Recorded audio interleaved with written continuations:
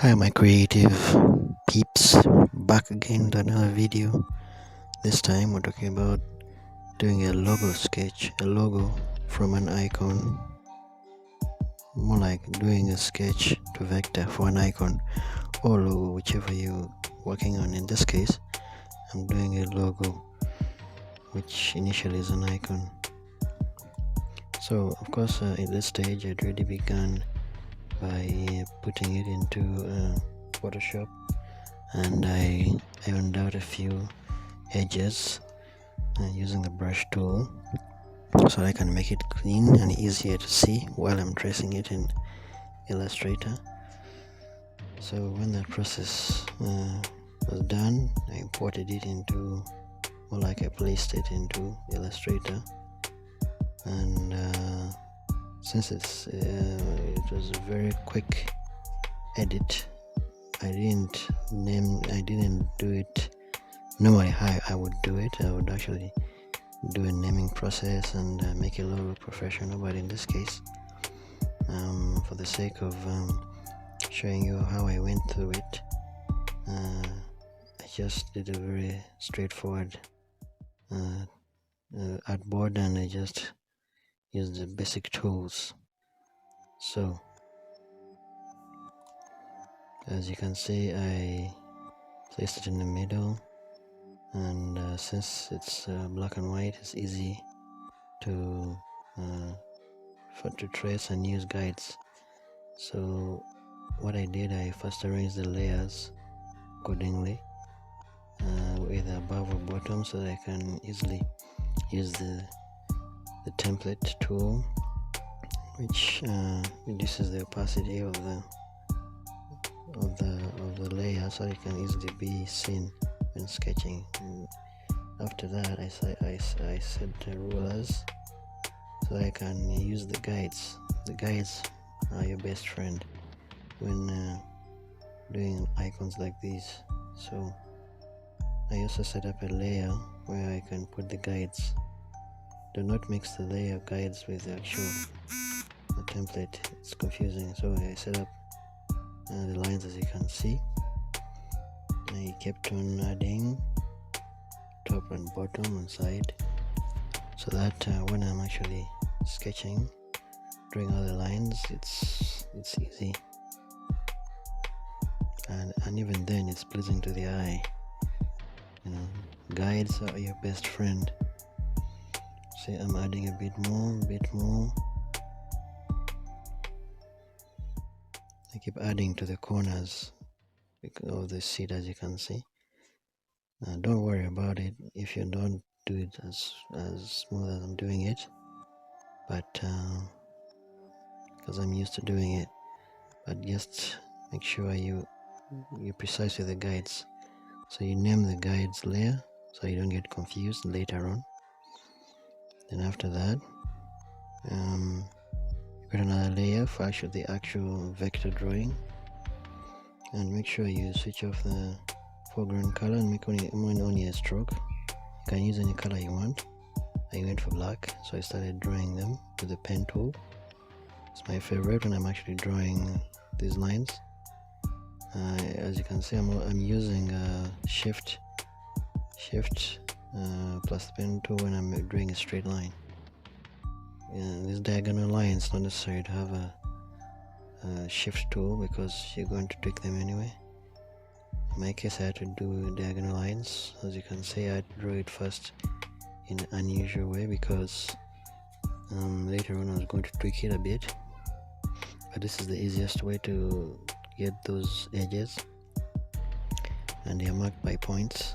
As you can see, I selected one of them and dragged it just to create that bottom diagonal, and then selected it and increased the stroke thickness, because it has to be thick for you to be able to know what you're drawing at. And I continued with the pen tool drawing other lines. In this case, I didn't just actually trace the whole thing. I actually was using I thought of how to quickly create these lines, so I duplicated two lines above and below, so that when I'm connecting the lines, it's easy to manipulate using the selection tool. And then next thing I did, as I was creating more lines, I kept adding on. You need to keep adding on more lines, individual lines. Don't worry about it connecting right now, being all good. Right now you're just trying to find out what works, what doesn't work. Later on I'll show you how I managed to create those lines to come out very well.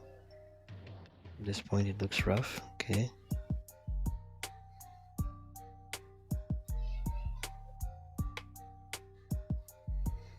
Please don't forget to subscribe and like for more videos like this. So I use now the line tool. Sometimes the line tool, sometimes the pen tool, depends on your preferences, but I use both sometimes. Now you see, right now I'm now perfecting the edges so that they are all connecting in a very good way. So, it's not necessary to do this. You can go the long way by using the shape builder tool and pathfinder, and where you cut the shapes, expand the shapes, the lines, stroke, then you cut them through intersection. But I went for the easiest method, which is just dragging the points to blend with the black, and then as you can see, that's what I'm doing right now. Make sure you always select the points. It's easier to drag them when you select them. And right now, as we continue, it's not very long process, to be honest, but for some who are beginning, this might be a long process. You may be just getting used to the tools, or you may be getting used to the feel of your hands or the mouse. So take note of that. That takes time and practice. You have to keep practicing. The more you do it, the quicker it comes to your muscle memory, because your hands and your head work hand in hand, and with time you just find yourself being quick. So in my case right now, at the stage you're at, I'm not trying to figure out how to create those diagonal lines in a very they have to be syncing together, like the lines have to be the same, they have to be bent in the right way, slanting. But first I had to fix the other points to join them with the others, so it looks like a whole completed piece, or pre-completed, not fully completed. That's what I did. I first went through that process. So there's a line there mixed coming out, okay. Alright, it's going good. Now I think what I'm going to do, I have to first, looks okay to me, looks okay, but I need to check out and see if it is in the right way. Nope. I have to fix that. The side, one of the lines is not supposed to be going until the back. Okay, now I'm going to fix that. Should be easy. Drag it back in the middle. I always like things in the middle of the board. It's easier. I don't know why. I think for me it's just that. That's how it is. Now I'm going to drag the actual point to join up with the other points, the bend, more like the arms, they look like arms. of the chair. Okay, now that is done. It looks okay to me. Next, I just have to edit that the first slanted line, because it's not looking very symmetrical to the other, but it's okay. At this point I wanted to create some color within the shapes, but since I was using only a stroke, I had to use another way, which is you create another shape and you select a brighter color from the one which is used for the stroke. I used yellow, it's bright. Then after I send it behind the actual shape, the actual strokes I did. And in this case I was going to do use the Pathfinder. Pathfinder is one of the best tools when you're actually doing logo design and icon design. Then after that I had to duplicate the shape so that I don't lose. If I make a mistake, I am safe. So what I did was went for the Pathfinder tool, but of course you won't be able to see it due to the recorder didn't show it very well, but it's there. But I had to first edit that slanted line, more like the slanted box, where you see it, where you sit on. I had to first perfect it so that it joins in very well. This is the whole process I was at. Okay, that looks good. Now that is done, I'm going to flatten, maybe actually in this case I mean expand. So you go to Object, Expand.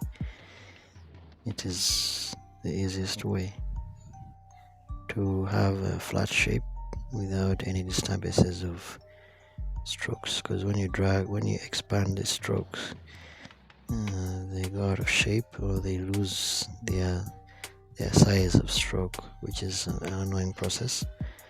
But this is what you have to go through. So after selecting the whole, when you're satisfied with it, you do the Object Expand, which is what I did, but it won't show up there. And as you can see, it shows many points which join up. Now the easiest way to join up all these points into the shape is use the shape builder tool. Such a fantastic tool. As you can see, I'm showing you that it's very great when selecting shapes. So you keep on selecting the shapes that connect first. You don't have to collect every shape, just be careful, connect the ones which make sense. Remember, you're still editing, it's not the final look. You can still edit it again. So keep adding all the shapes which are connected. In this case, I'm adding all the lines which are black, because that's what makes up the shape of the chair or bench. I look at it like a modern bench, futuristic. Okay, now once you're satisfied with that, look at it one more time from above and below, just to see if it looks good. Then edit the few things which you're not satisfied with, the angles and the points and the points that join together. In my case, I had to edit a little.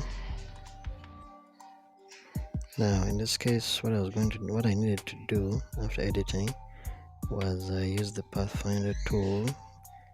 I wanted to get the shapes in the strokes to give them color, like their own color, so individually. So I used the Pathfinder to unite both divide the actual stroke with the color, yellow color, and what you're seeing is that.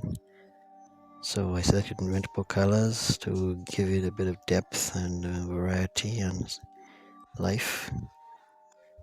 So here I'm going with the retro colors. I love retro colors. They give off a different vibe. I'm a bit old school sometimes, but I like vibrant colors, like the yellows, the oranges. So in this case, so that's what I did. After that, you can decide to either remove the stroke or you leave it but change it to another color. So the option is yours. It's very flexible at this point. You know, because this is, you can add in texture, gradient. It's up to you how you want it, but yeah, you're on the right track. Just consider yourself done once you reach this point. Now it's up to you how you want to do the icon. You can remove the background yellow or keep it if it fits. If it's a logo, of course you will need a Wordmark typography to add on to it, but you're like 80% done when you reach this point. So in this, as you can see, I think we are actually finally done. I am happy with what I'm seeing now. So that's it. You now created a vector logo from a sketch. Congratulations, my creatives.